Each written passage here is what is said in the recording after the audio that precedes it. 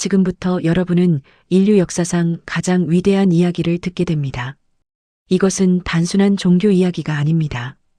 우주의 창조부터 새로운 세상의 완성까지 수천 년에 걸쳐 펼쳐지는 하나님의 거대한 구원 드라마입니다.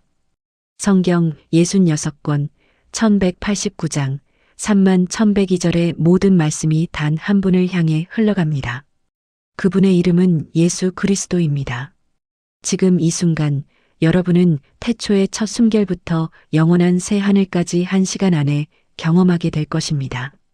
편안히 누우십시오. 이제 시작합니다. 태초에 하나님께서 천지를 창조하셨습니다. 창세기 1장의 이 선포는 모든 것의 출발점입니다.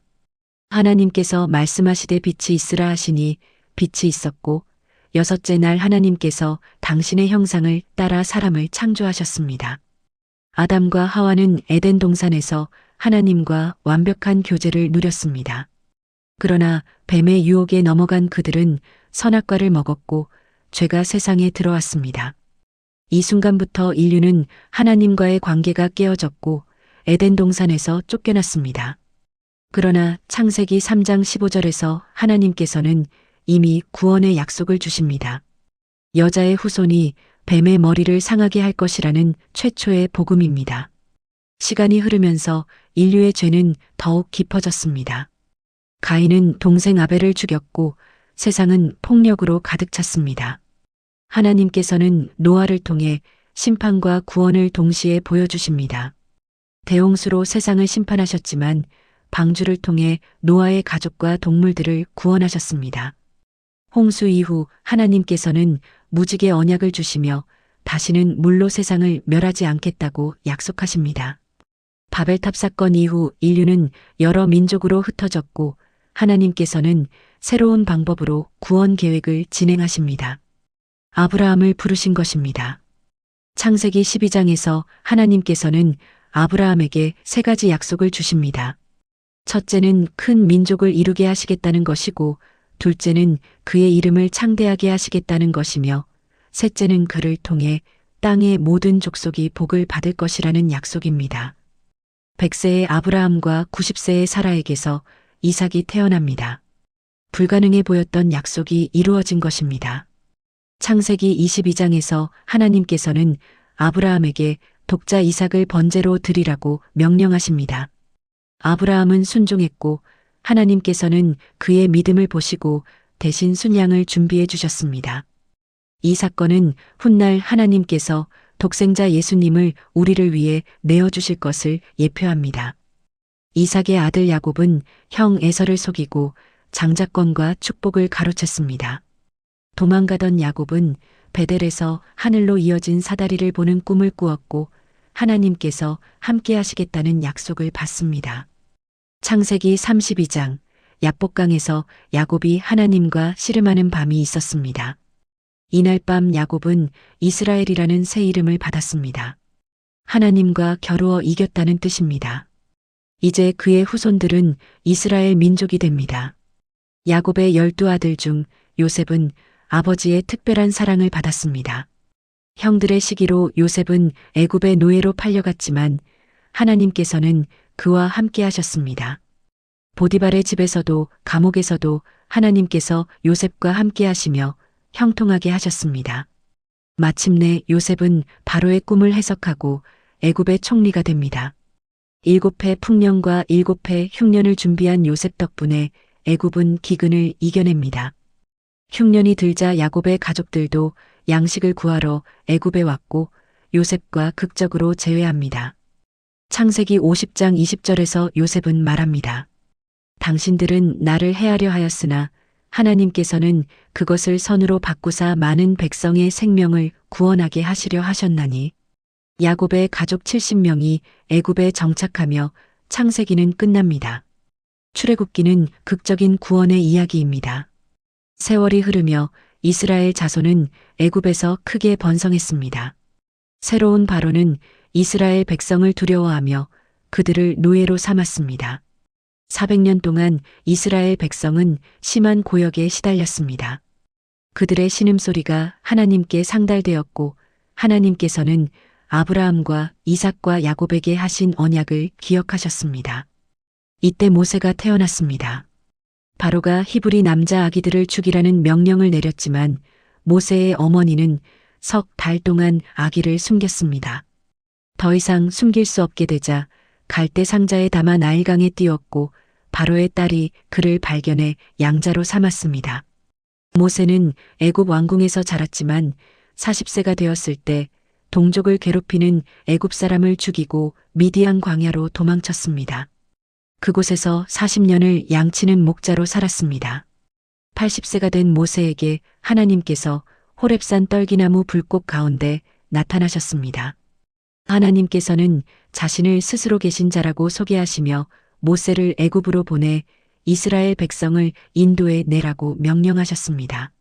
모세는 자신의 부족함을 들어 거절했지만 하나님께서는 그와 함께 하시겠다고 약속하셨습니다. 모세와 형 아론이 바로에게 가서 백성을 보내라고 요구했지만 바로는 거절했습니다. 하나님께서는 10가지 재앙을 애굽에 내리셨습니다. 물이 피로 변하고 개구리와 이와 파리가 온 땅에 가득했으며 가축에 악질이 생기고 독종이 발하고 우박이 내렸습니다. 메뚜기 떼가 모든 식물을 먹어치웠고 사흘 동안 흑암이 온 땅을 덮었습니다. 그러나 바로는 마음을 완악하게 했습니다. 마지막 10번째 재앙은 장자의 죽음이었습니다. 하나님께서는 이스라엘 백성들에게 어린 양을 잡아 그 피를 문설주에 바르라고 명령하셨습니다.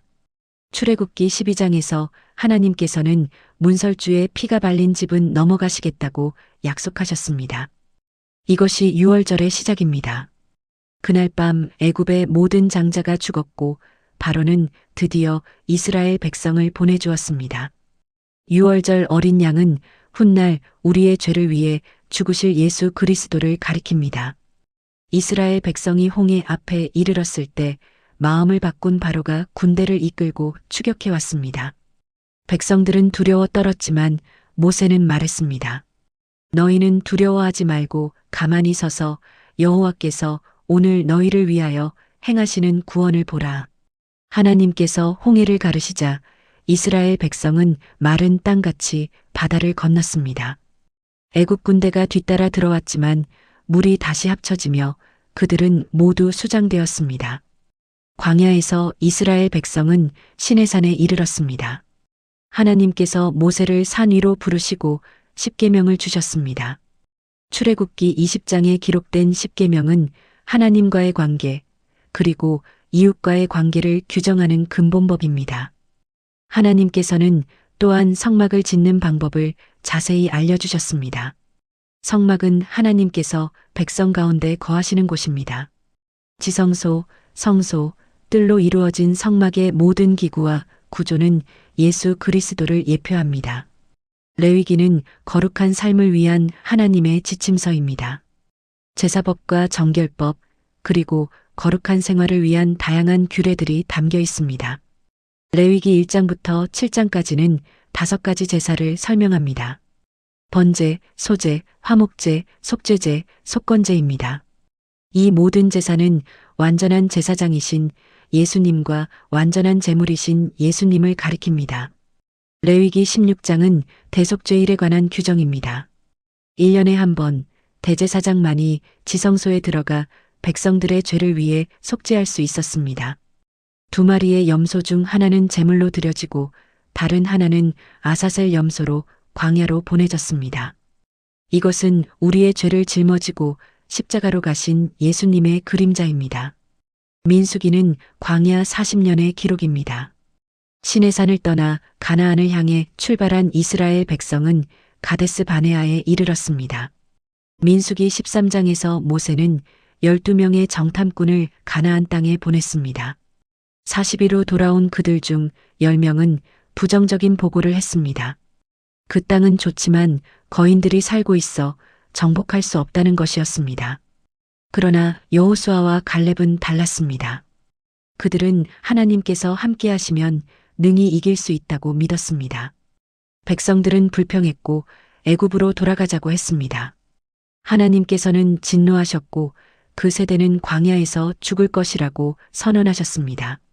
오직 여호수아와 갈렙 그리고 20세 미만의 세대만이 가나안에 들어갈 수 있었습니다. 그래서 이스라엘 백성은 40년을 광야에서 방황했습니다. 민수기 21장에는 불뱀 사건이 기록되어 있습니다.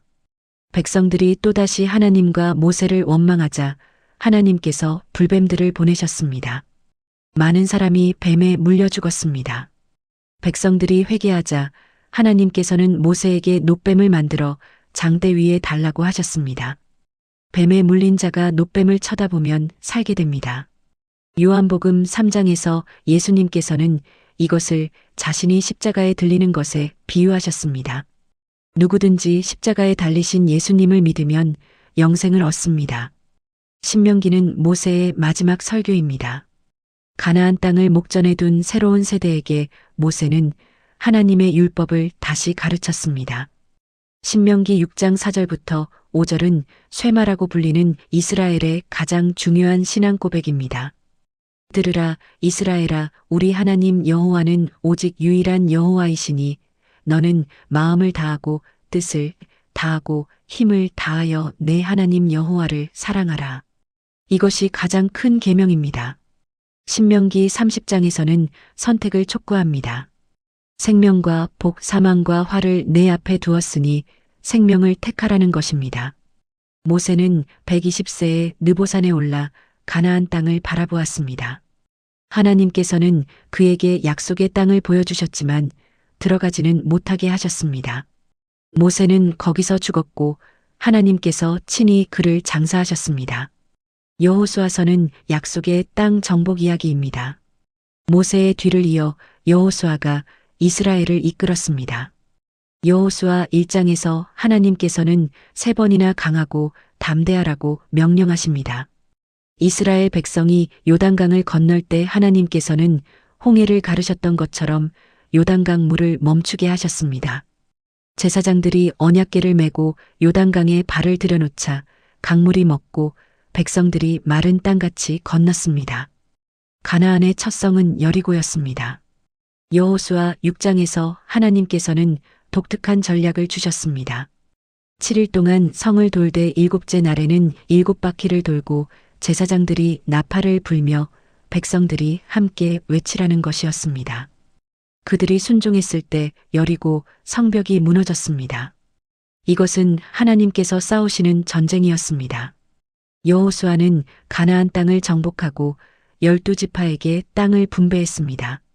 여호수아 24장에서 백성들 앞에 선 늙은 여호수아는 마지막 도전을 합니다. 너희가 섬길 자를 오늘 택하라 오직 나와 내 집은 여호와를 섬기겠노라.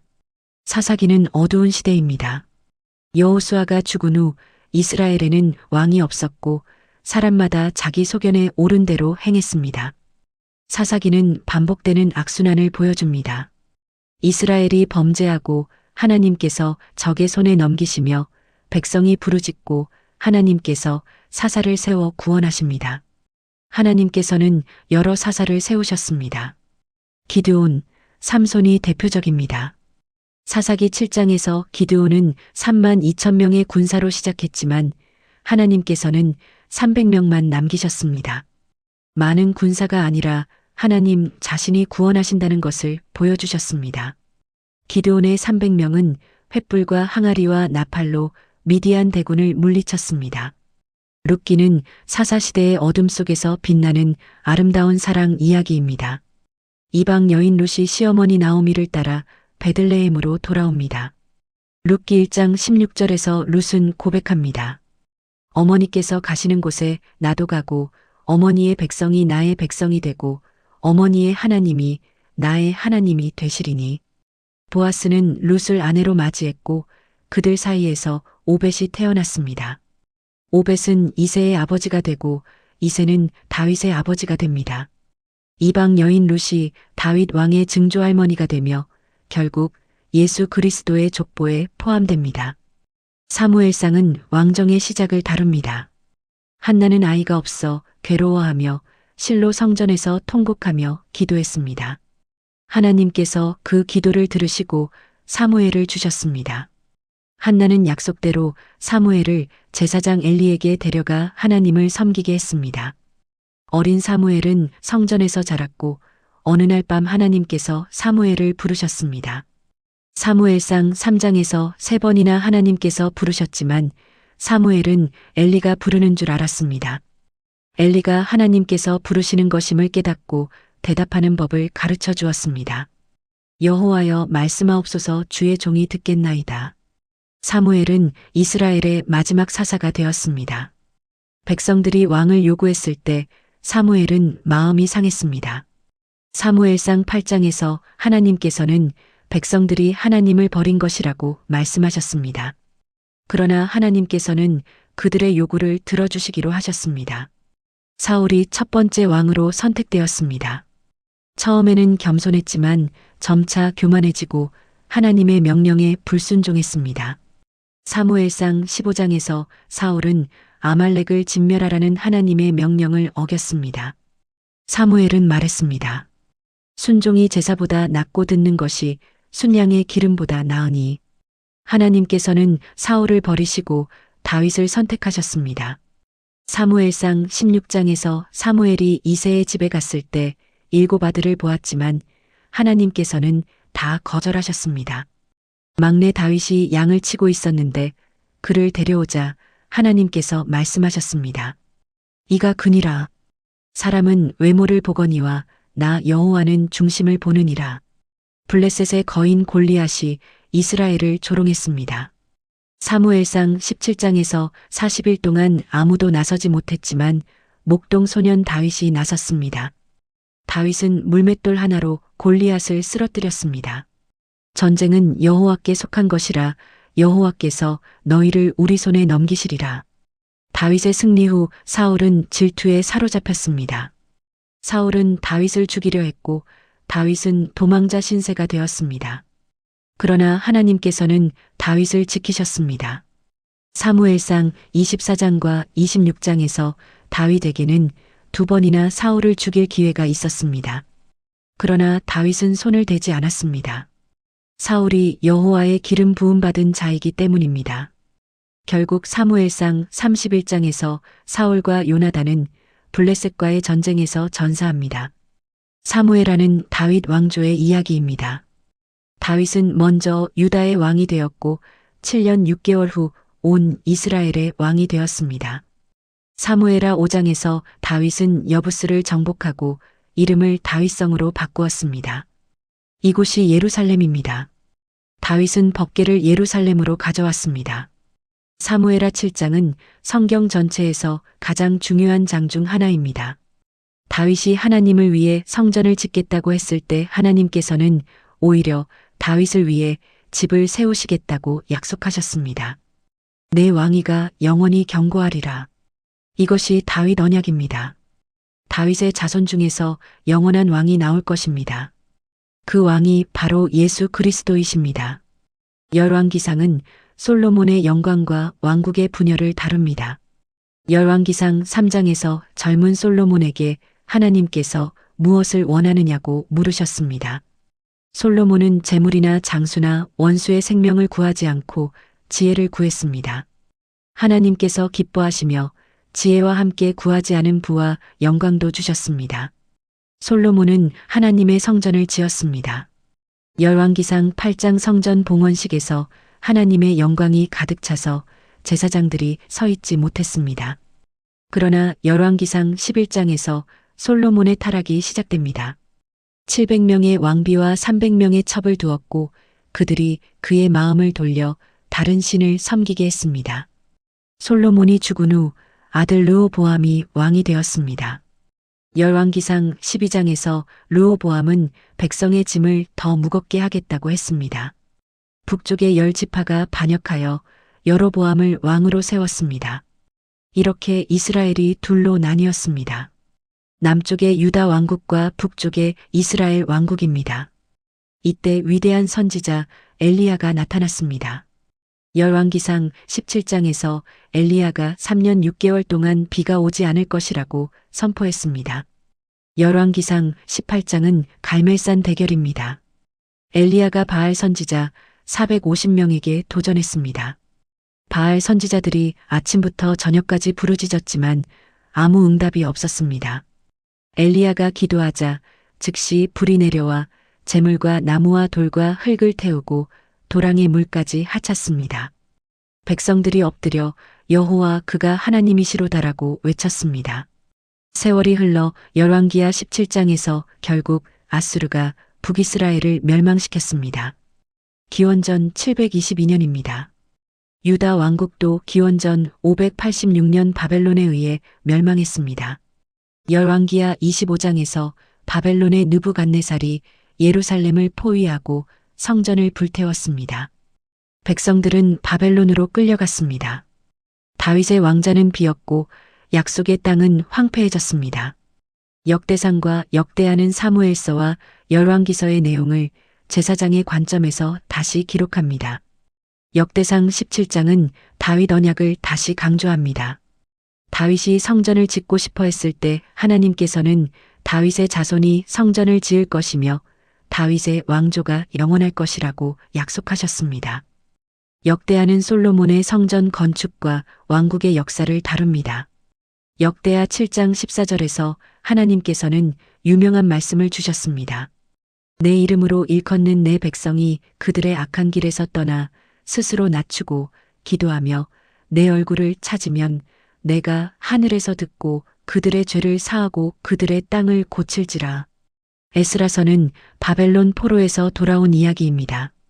에스라 1장에서 페르시아 왕 고레스가 조서를 내려 유다 백성이 예루살렘으로 돌아가 성전을 재건하도록 허락했습니다. 약 5만 명이 스룹바벨의 인도로 예루살렘에 돌아왔습니다. 대적들이 방해했지만 에스라 6장에서 마침내 성전이 완성되었습니다. 기원전 516년입니다. 제2성전이 봉헌되고 유월절을 지켰습니다. 느헤미야서는 예루살렘 성벽 재건 이야기입니다. 느헤미야 1장에서 페르시아 왕의 술관원이었던 느헤미야는 예루살렘 성벽이 무너지고 성문이 불탔다는 소식을 듣고 금식하며 기도했습니다. 느헤미야 2장에서 왕이 느헤미야의 근심을 알아차리고 무엇을 원하느냐고 물었습니다. 느헤미야는 하늘의 하나님께 기도하고 왕에게 예루살렘에 가서 성을 건축하게 해달라고 요청했습니다. 대적들이 비웃고 위협했지만 느헤미야 4장에서 백성들은 한 손으로 일하고 한 손으로 병기를 잡았습니다. 우리 하나님이 우리를 위하여 싸우시리라. 52일 만에 성벽이 완성되었습니다. 에스더서는 페르시아에 남았던 유대인들의 이야기입니다. 하만이 모든 유대인을 멸하려는 계획을 세웠습니다. 에스더 4장 14절에서 모르드게는 말했습니다. 내가 왕후의 자리를 얻은 것이 이때를 위함이 아닌지 누가 알겠느냐. 에스더는 결단했습니다. 내가 왕에게 나아가리니 이는 규례에 어긋나는 일이라 죽으면 죽으리이다. 하만의 음모가 드러나고 유대인들이 구원받았습니다. 욥기는 고난의 문제를 다룹니다. 욥기 1장에서 욥은 온전하고 정직하여 하나님을 경외하며 악에서 떠난 사람이었습니다. 사탄이 하나님께 욥을 시험하게 해달라고 요청했고 하나님께서 허락하셨습니다. 욥은 하루 만에 모든 것을 잃었습니다. 욥기 1장 21절에서 욥은 말했습니다. 주신 이도 여호와시오 거두신 이도 여호와시오니 여호와의 이름이 찬송을 받으실지니이다. 욥기 42장에서 욥이 회개했습니다. 내가 주께 대하여 귀로 듣기만 하였사오나 이제는 눈으로 주를 배움나이다. 시편은 150편의 노래와 기도 모음입니다. 시편 23편은 가장 사랑받는 시편입니다. 여호와는 나의 목자시니 내게 부족함이 없으리로다. 시편 51편은 다윗의 회개시입니다. 하나님이여 주의 인자를 따라 내게 은혜를 베푸시며 주의 많은 긍휼을 따라 내 죄악을 지워주소서. 시편 119편은 하나님의 말씀을 찬양합니다. 주의 말씀은 내 발의 등이요 내 길의 빛이니이다. 잠언은 지혜의 책입니다. 잠언 1장 7절은 말합니다. 여호와를 경외하는 것이 지식의 근본이거늘. 잠언 3장 5절부터 6절은 많은 이들이 암송하는 구절입니다. 너는 마음을 다하여 여호와를 신뢰하고 내 명철을 의지하지 말라. 너는 범사의 그를 인정하라. 그리하면 내 길을 지도하시리라.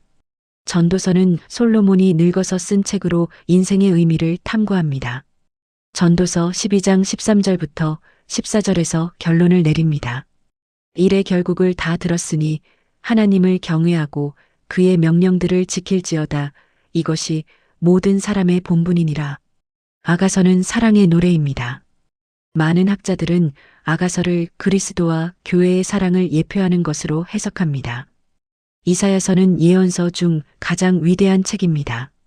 이사야 6장에서 이사야는 성전에서 하나님의 영광을 보았습니다. 스랍들이 서로 불러 이르되 거룩하다, 거룩하다, 거룩하다 만군의 여호와여. 이사야 7장 14절은 메시아 탄생을 예언합니다. 보라 처녀가 잉태하여 아들을 낳을 것이요 그의 이름을 임마누엘이라 하리라. 이사야 9장 6절은 더 구체적입니다. 이는 한 아기가 우리에게 낳고 한 아들을 우리에게 주신 바 되었는데 그의 이름은 기묘자라 모사라 전능하신 하나님이라 영존하시는 아버지라 평강의 왕이라 할 것임이라. 이사야 53장은 고난받는 종에 관한 놀라운 예언입니다. 그는 실로 우리의 질고를 지고 우리의 슬픔을 당하였거늘 그가 찔림은 우리의 허물 때문이요 그가 상함은 우리의 죄악 때문이라. 그가 징계를 받음으로 우리는 평화를 누리고 그가 채찍에 맞음으로 우리는 나음을 받았도다. 이 예언은 예수님의 십자가 죽음을 정확히 묘사합니다. 예레미야서는 눈물의 선지자 예레미야의 기록입니다. 예레미야 29장 11절은 희망을 줍니다. 여호와의 말씀이니라. 너희를 향한 나의 생각을 내가 아나니 평안이요 재앙이 아니니라. 너희에게 미래와 희망을 주는 것이니라. 예레미야 31장 31절부터 34절은 새 언약을 약속합니다. 내가 이스라엘 집과 유다 집에 새 언약을 맺으리라. 내가 나의 법을 그들의 속에 두며 그들의 마음에 기록하여. 이것이 예수님께서 세우신 새 언약입니다. 에스겔서는 환상의 책입니다. 에스겔 37장은 마른 뼈 환상입니다. 골짜기에 가득한 마른 뼈들에게 하나님께서 생기를 불어넣으시니 살아나서 큰 군대가 되었습니다. 이것은 이스라엘의 회복을 상징하며 영적 부활을 예표합니다. 다니엘서는 바벨론 포로기의 이야기입니다. 다니엘과 세 친구는 왕궁에서 훈련받았지만 왕의 음식을 먹지 않고 채소와 물만 먹었습니다. 하나님께서 그들에게 지식과 총명을 주시니 10배나 나았습니다. 다니엘 3장에서 세 친구 사드락과 메삭과 아벳느고는 금 신상의 절하기를 거부했습니다. 그들을 풀무불에 던졌지만 하나님께서 보호하시어 머리털도 그을리지 않았습니다. 다니엘 6장에서 다니엘은 하루에 3번씩 하나님께 기도했습니다. 왕의 금령을 어겼다는 이유로 사자 굴에 던져졌지만 하나님께서 천사를 보내 사자들의 입을 막으셨습니다. 다니엘 7장 13절부터 14절은 인자에 관한 환상입니다. 인자 같은 이가 하늘 구름을 타고 와서 옛적부터 항상 계신 이에게 나아가 그 앞으로 인도됨에 그에게 권세와 영광과 나라를 주고. 예수님께서 자신을 인자라고 부르신 것은 이 예언을 성취하신 것입니다. 소선지서 12권이 있습니다. 호세아는 하나님의 변치 않는 사랑을 보여줍니다. 요엘은 성령 강림을 예언합니다. 아모스는 사회 정의를 외칩니다. 오바댜는 에돔에 대한 심판을 예언합니다. 요나는 불순종하는 선지자의 이야기입니다. 미가는 베들레헴에서 메시아가 나실 것을 예언합니다. 나홈은 니느웨에 대한 심판을 선포합니다. 하박국은 의인은 그의 믿음으로 말미암아 살리라고 말합니다. 스바냐는 여호와의 날을 경고합니다. 학개는 성전 재건을 촉구합니다. 스가랴는 예수님의 예루살렘 입성을 예언합니다. 말라기는 구약의 마지막 책입니다. 말라기 4장 5절부터 6절로 구약이 끝납니다.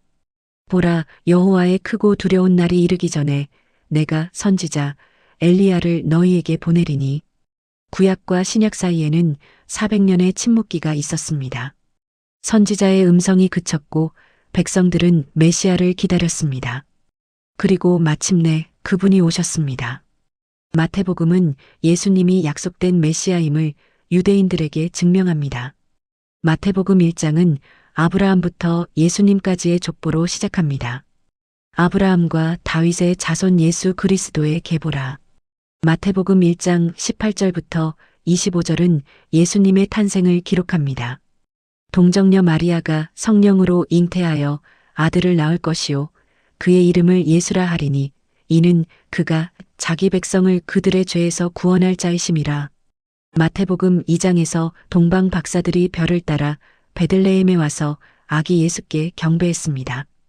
헤롯 왕이 아기를 죽이려 하자 요셉이 마리아와 아기를 데리고 애굽으로 피신했습니다. 마태복음 3장에서 세례 요한이 광야에서 외쳤습니다. 회개하라, 천국이 가까이 왔느니라. 예수님께서도 세례를 받으러 오셨습니다. 세례를 받으시고 물에서 올라오실 때 하늘이 열리고 하나님의 성령이 비둘기같이 내려오시며 하늘로부터 소리가 있어 말씀하셨습니다. 이는 내 사랑하는 아들이요 내 기뻐하는 자라. 마태복음 4장에서 성령이 예수님을 광야로 이끄시어 마귀에게 시험을 받게 하셨습니다. 40주야를 금식하신 후 시험자가 와서 3가지로 시험했습니다. 예수님께서는 매번 말씀으로 대적하셨습니다. 사람이 떡으로만 살 것이 아니요 하나님의 입으로부터 나오는 모든 말씀으로 살 것이라. 예수님께서 갈릴리에서 전도를 시작하셨습니다. 회개하라, 천국이 가까이 왔느니라. 제자들을 부르셨습니다. 나를 따라오라, 내가 너희를 사람을 낚는 어부가 되게 하리라. 마태복음 5장부터 7장까지는 산상수훈입니다. 예수님께서 산에 올라가 앉으시자 제자들이 나와왔고 입을 열어 가르치셨습니다. 마태복음 5장 3절부터 12절까지는 팔복입니다. 심령이 가난한 자는 복이 있나니 천국이 그들의 것이며. 마태복음 6장 9절부터 13절은 주기도문입니다.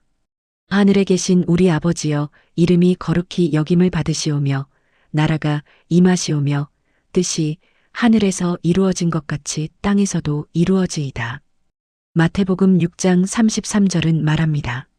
너희는 먼저 그의 나라와 그의 의를 구하라, 그리하면 이 모든 것을 너희에게 더하시리라. 예수님께서 수많은 기적을 행하셨습니다. 나병 환자를 깨끗하게 하시고 중풍병자를 고치시며 죽은 자를 살리셨습니다. 마태복음 14장에서 오병이어의 기적이 일어났습니다. 5,000명을 먹이시되 떡 5개와 물고기 2마리로 모두 배불리 먹고 남은 조각이 12광주리에 가득했습니다. 그날 밤 예수님께서 바다 위를 걸어 제자들에게 오셨습니다. 마태복음 16장에서 예수님께서 제자들에게 물으셨습니다. 너희는 나를 누구라 하느냐? 베드로가 대답했습니다. 주는 그리스도시요 살아계신 하나님의 아들이시니이다. 예수님께서 말씀하셨습니다. 내가 이 반석 위에 내 교회를 세우리니 음부의 권세가 이기지 못하리라. 이때부터 예수님께서 자신이 예루살렘에 올라가 죽임을 당하고 제3일에 살아나야 할 것을 제자들에게 나타내기 시작하셨습니다. 마태복음 21장에서 예수님께서 예루살렘에 입성하셨습니다. 나귀를 타고 오시니 무리가 자기들의 겉옷을 길에 펴며 다른 이들은 나뭇가지를 베어 길에 펴고 외쳤습니다. 호산나, 다윗의 자손이여 찬송하리로다, 주의 이름으로 오시는 이여. 마태복음 26장에서 최후의 만찬이 있었습니다.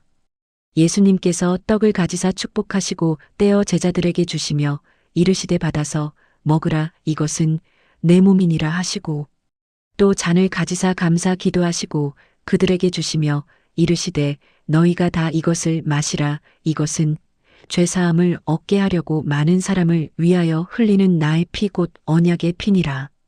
겟세마네 동산에서 예수님께서 기도하셨습니다.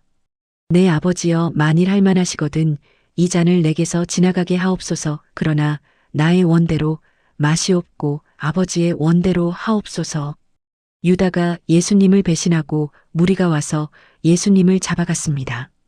마태복음 27장에서 예수님께서 빌라도 앞에서 재판받으셨습니다. 빌라도가 죄를 찾지 못했지만 무리가 십자가에 못 박으라고 외쳤습니다. 골고다 언덕에서 예수님을 십자가에 못 박았습니다. 정오부터 오후 3시까지 온 땅에 어둠이 임했습니다. 제구시쯤에 예수께서 크게 소리질러 이르시되 엘리 엘리 라마 사박다니 하시니 이는 곧 나의 하나님 나의 하나님 어찌하여 나를 버리셨나이까 하는 뜻이라. 예수님께서 다시 크게 소리 지르시고 영혼이 떠나시니라. 이에 성소 휘장이 위로부터 아래까지 찢어져 둘이 되고 땅이 진동하며 바위가 터지고 무덤들이 열리며 자던 성도의 몸이 많이 일어났습니다. 마태복음 28장에서 안식 후 첫날 새벽에 여자들이 무덤에 갔습니다. 큰 지진이 나며 주의 천사가 하늘로부터 내려와 돌을 굴려내고 그 위에 앉았습니다. 천사가 여자들에게 말했습니다. 너희는 무서워하지 말라. 십자가에 못 박히신 예수를 너희가 찾는 줄을 내가 아노라. 그가 여기 계시지 않고 그가 말씀하시던 대로 살아나셨느니라. 부활하신 예수님께서 제자들에게 나타나 말씀하셨습니다. 하늘과 땅의 모든 권세를 내게 주셨으니 그러므로 너희는 가서 모든 민족을 제자로 삼아 아버지와 아들과 성령의 이름으로 세례를 베풀고 내가 너희에게 분부한 모든 것을 가르쳐 지키게 하라 볼지어다. 내가 세상 끝날까지 너희와 항상 함께 있으리라. 마가복음은 가장 짧고 행동 중심적인 복음서입니다. 마가는 예수님을 섬기는 종으로 묘사합니다. 마가복음 10장 45절이 핵심입니다. 인자가 온 것은 섬김을 받으려 함이 아니라 도리어 섬기려 하고 자기 목숨을 많은 사람의 대속물로 주려 함이니라. 누가복음은 의사 누가가 기록했으며 예수님을 완전한 인간으로 제시합니다.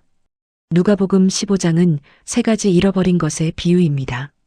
잃어버린 양, 잃어버린 은전, 잃어버린 아들의 비유를 통해 하나님의 사랑을 보여줍니다. 탕자의 비유에서 아버지는 돌아온 아들을 보고 달려가 목을 안고 입을 맞추었습니다. 이 내 아들은 죽었다가 다시 살아났으며 내가 잃었다가 다시 얻었노라. 누가복음 19장에서 삭개오는 키가 작아서 뽕나무에 올라가 예수님을 보았습니다. 예수님께서 그를 보시고 말씀하셨습니다. 삭개오야 속히 내려오라. 내가 오늘 내 집에 머물러야 하겠다. 요한복음은 가장 신학적인 복음서입니다. 요한복음 1장 1절부터 3절은 선포합니다. 태초에 말씀이 계시니라. 이 말씀이 하나님과 함께 계셨으니 이 말씀은 곧 하나님이시니라. 그가 태초에 하나님과 함께 계셨고 만물이 그로 말미암아 지은 바 되었으니 요한복음 1장 14절은 말합니다. 말씀이 육신이 되어 우리 가운데 거하심에 우리가 그의 영광을 보니 아버지의 독생자의 영광이요 은혜와 진리가 충만하더라. 요한복음 3장 16절은 성경에서 가장 유명한 구절입니다. 하나님이 세상을 이처럼 사랑하사 독생자를 주셨으니 이는 그를 믿는 자마다 멸망하지 않고 영생을 얻게 하려 하심이라. 요한복음 3장에서 예수님께서 니고데모에게 말씀하셨습니다. 사람이 거듭나지 아니하면 하나님의 나라를 볼 수 없느니라. 요한복음 4장에서 예수님께서 사마리아 여인을 만나셨습니다. 내가 주는 물을 먹는 자는 영원히 목마르지 아니하리니. 요한복음 11장에서 나사로가 죽었습니다. 예수님께서 나사로의 누이 마르다에게 말씀하셨습니다. 나는 부활이요 생명이니 나를 믿는 자는 죽어도 살겠고 무릇 살아서 나를 믿는 자는 영원히 죽지 아니하리니 이것을 내가 믿느냐? 예수님께서 무덤 앞에서 큰 소리로 나사로야 나오라 하시니 죽은 자가 수족을 배로 동인 채로 나왔습니다.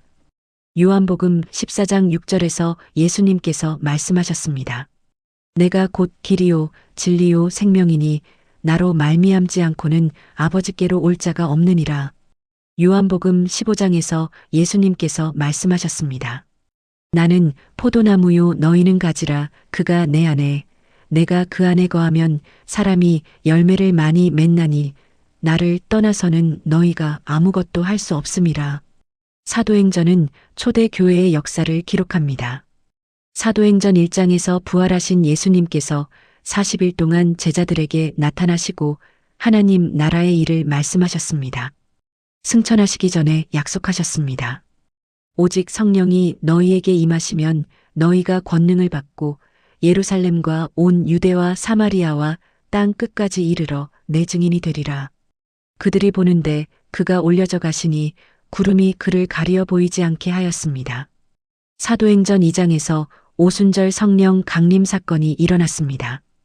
호련히 하늘로부터 급하고 강한 바람 같은 소리가 있어 그들이 앉은 온 집에 가득하며 마치 불의 혀같이 갈라지는 것들이 그들에게 보여 각 사람 위에 하나씩 임하여 있더니 그들이 다 성령의 충만함을 받고 성령이 말하게 하심을 따라 다른 언어들로 말하기를 시작하니라. 베드로가 일어나 설교했습니다. 너희가 십자가에 못 박은 이 예수를 하나님이 주와 그리스도가 되게 하셨느니라. 그날에 3,000명이 세례를 받고 제자가 되었습니다. 사도행전 4장에서 베드로와 요한이 잡혀 공회 앞에 섰습니다. 베드로가 담대히 말했습니다. 다른 이로서는 구원을 받을 수 없나니 천하 사람 중에 구원을 받을 만한 다른 이름을 우리에게 주신 일이 없음이라. 사도행전 7장에서 스데반이 복음을 전하다 돌에 맞아 죽을 때 외쳤습니다. 주 예수여 내 영혼을 받으시옵소서. 사울이라 하는 청년이 그 옷을 지켰습니다. 사도행전 9장에서 사울이 다메섹으로 가던 중 부활하신 예수님을 만났습니다. 하늘로부터 빛이 그를 둘러 비추더니 소리가 있어 이르시되 사울아 사울아 내가 어찌하여 나를 박해하느냐. 사울이 물었습니다. 주여 누구시니이까? 주께서 이르시되 나는 내가 박해하는 예수라. 사울은 바울이라는 이름으로 위대한 사도가 되었습니다. 사도행전 13장부터 바울의 선교 여행이 시작됩니다. 첫 번째 선교 여행, 두 번째 선교 여행, 세 번째 선교 여행을 통해 바울은 소아시아와 유럽에 복음을 전했습니다. 사도행전 16장에서 바울과 실라가 매를 맞고 감옥에 갇혔지만 자정쯤 되어 기도하고 하나님을 찬송했습니다. 호련히 큰 지진이 나서 옥터가 움직이고 문이 다 열리며 모든 사람의 매인 것이 풀어졌습니다. 간수가 구원을 받고 온 집이 믿었습니다. 로마서는 바울이 로마 교회에 보낸 편지로 복음의 핵심을 체계적으로 설명합니다. 로마서 1장 16절부터 17절은 말합니다. 내가 복음을 부끄러워하지 아니하노니 이 복음은 모든 믿는 자에게 구원을 주시는 하나님의 능력이 됨이라. 복음에는 하나님의 의가 나타나서 믿음으로 믿음에 이르게 하나니 기록된 바 오직 의인은 믿음으로 말미암아 살리라 함과 같으니라.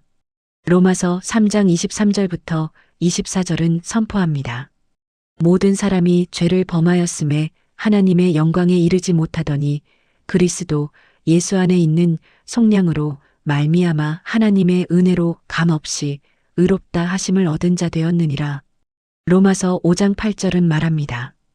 우리가 아직 죄인 되었을 때에 그리스도께서 우리를 위하여 죽으심으로 하나님께서 우리에 대한 자기의 사랑을 확증하셨느니라. 로마서 6장 23절은 대조합니다. 죄의 삭은 사망이요 하나님의 은사는 그리스도 예수 우리 주 안에 있는 영생이니라. 로마서 8장 1절은 선포합니다. 그러므로 이제 그리스도 예수 안에 있는 자에게는 결코 정죄함이 없나니. 로마서 8장 28절은 약속합니다. 우리가 알거니와 하나님을 사랑하는 자, 곧 그의 뜻대로 부르심을 입은 자들에게는 모든 것이 합력하여 선을 이루느니라. 로마서 8장 38절부터 39절은 확신을 줍니다. 내가 확신하노니 사망이나 생명이나 천사들이나 권세자들이나 현재일이나 장래일이나 능력이나 높음이나 깊음이나 다른 어떤 피조물이라도 우리를 우리 주 그리스도 예수 안에 있는 하나님의 사랑에서 끊을 수 없으리라. 고린도전서 13장은 사랑의 장입니다. 사랑은 오래 참고 사랑은 온유하며 시기하지 아니하며 사랑은 자랑하지 아니하며 교만하지 아니하며. 고린도후서 5장 17절은 선포합니다. 그런즉 누구든지 그리스도 안에 있으면 새로운 피조물이라 이전 것은 지나갔으니 보라 새 것이 되었도다.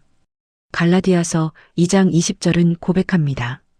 내가 그리스도와 함께 십자가에 못 박혔나니 그런즉 이제는 내가 사는 것이 아니요 오직 내 안에 그리스도께서 사시는 것이라.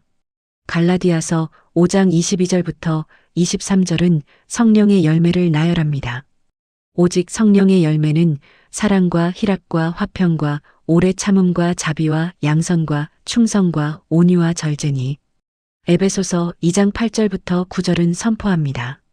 너희는 그 은혜에 의하여 믿음으로 말미암아 구원을 받았으니 이것은 너희에게서 난 것이 아니요 하나님의 선물이라. 행위에서 난 것이 아니니 이는 누구든지 자랑하지 못하게 함이라. 빌립보서는 기쁨의 편지입니다. 빌립보서 4장 4절은 명령합니다. 주 안에서 항상 기뻐하라. 내가 다시 말하노니 기뻐하라. 빌립보서 4장 6절부터 7절은 약속합니다. 아무것도 염려하지 말고 다만 모든 일에 기도와 간구로 너희 구할 것을 감사함으로 하나님께 아뢰라. 그리하면 모든 지각에 뛰어난 하나님의 평강이 그리스도 예수 안에서 너희 마음과 생각을 지키시리라.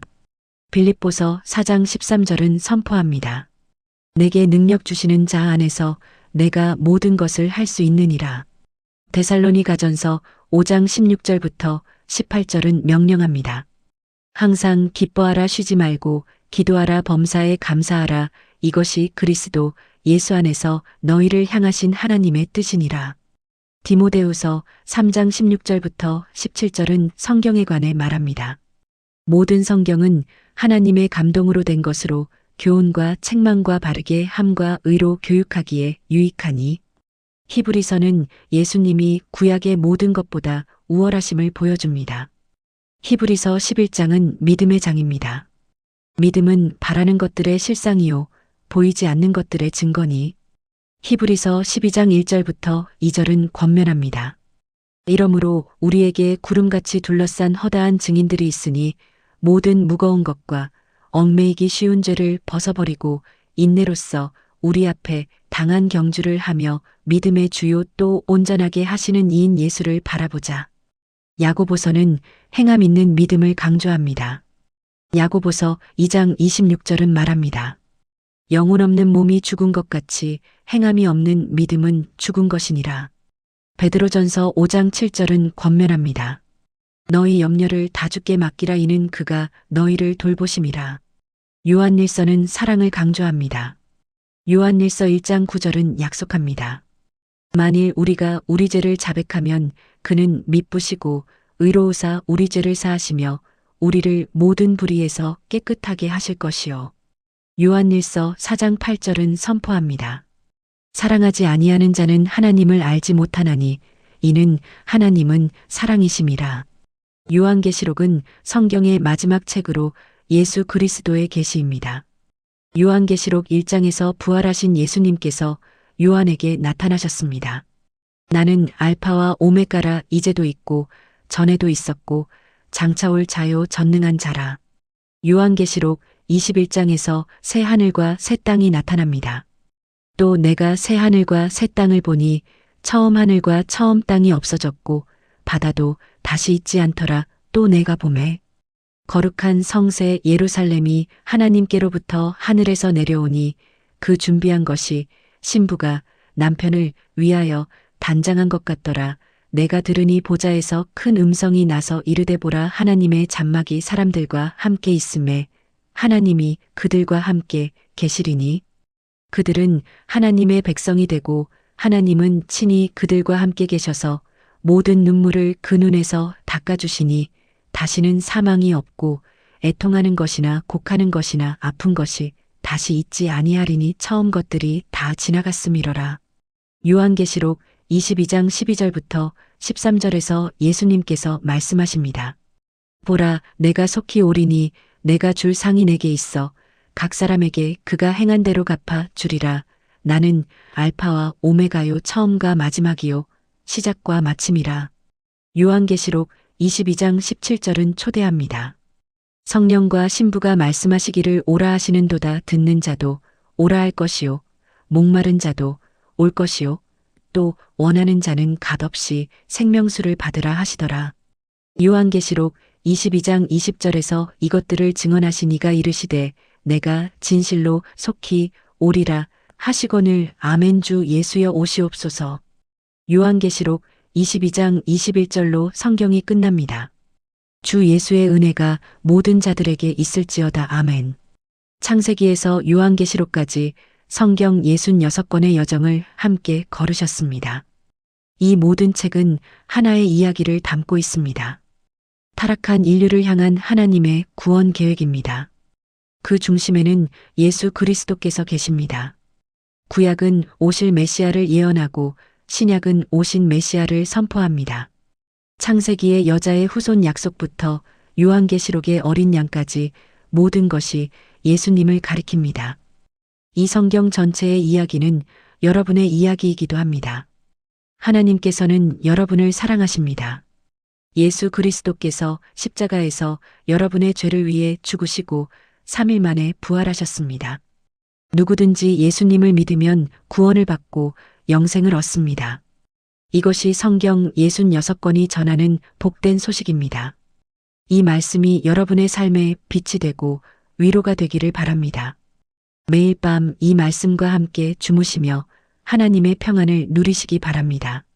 본 영상은 성경 전체의 흐름을 통해 예수 그리스도의 구원 사역이 어떻게 완성되었는지를 전하기 위해 제작되었습니다. 이 영상이 은혜가 되셨다면 댓글로 은혜를 나누어 주시고 다른 분들께도 공유해 주시면 감사하겠습니다. 구독과 좋아요도 부탁드립니다. 여러분의 밤이 말씀으로 가득하고 평안하기를 기도합니다. 주 예수 그리스도의 은혜가 여러분과 함께 하시기를 축복합니다. 아멘.